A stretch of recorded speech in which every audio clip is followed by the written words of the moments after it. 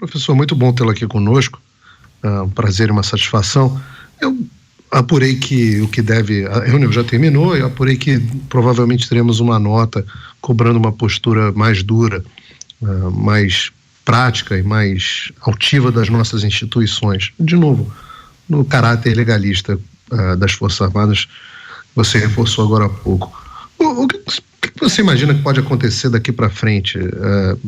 Porque nós estamos vendo uma escalada nas comunicações. Veja, eu historiei aqui agora há pouco, onde as Forças Armadas publicam o seu relatório não trata de fraudes e o próprio ofício do ministro da Defesa ao presidente do TSE, Alexandre de Moraes, diz que o relatório não trata de fraudes, que não faz parte do escopo, e o Alexandre de Moraes responde de uma forma esquizofrênica, agradecendo, dizendo que o relatório não demonstrou nenhuma fraude.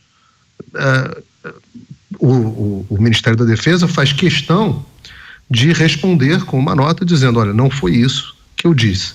Tanto no ofício do ministro da Defesa, quanto na nota apresentada pelo Ministério da Defesa posteriormente, os dois terminam de uma forma muito sui generis, falando a respeito, praticamente citando o artigo famoso e famigerado, artigo 142 da Constituição, onde eles dizem o seguinte: reafirmamos o compromisso permanente do Ministério da Defesa das Forças Armadas com o povo brasileiro, a democracia, a liberdade, a defesa da pátria e a garantia dos poderes constitucionais, da lei e da ordem.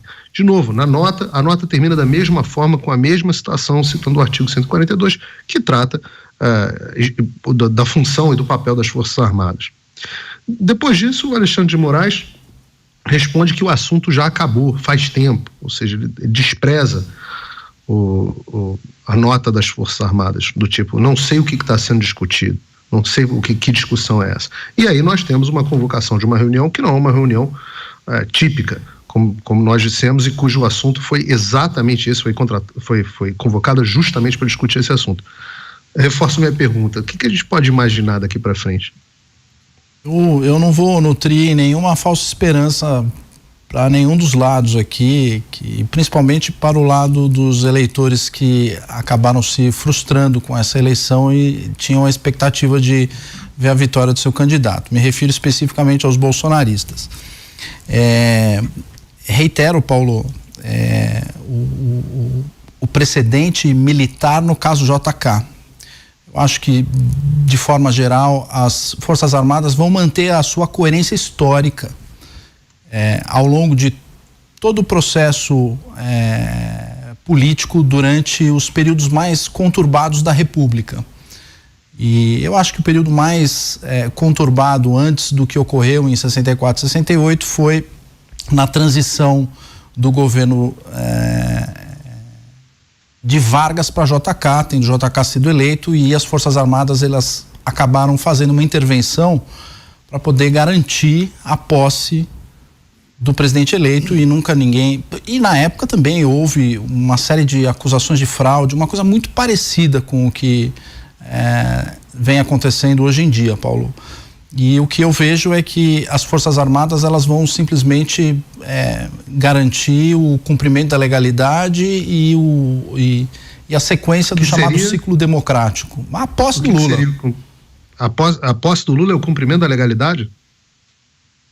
Mas o que há de legal? Só para eu entender, a eleição é conduzida em um sistema que tecnicamente é dito como praticamente um queijo suíço de vulnerabilidade.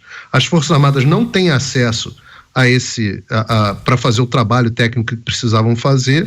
Além disso, o juízo que conduz todo o processo eleitoral é absolutamente parcial, censura qualquer tipo de manifestação contrária a ele. As Forças Armadas apresentam um relatório, cobram providências e a manutenção da legalidade é dar normalmente a posse ao Lula, é isso? Paulo, eu noto que você não é advogado, né? Então você está confundindo uma série de conceitos aí. Certamente não. Deu para perceber mesmo. Então vamos lá, vou dar um passo atrás novamente. A regra da legalidade é exposta pelo que você tem de regra e pelo que você tem de prova, tá?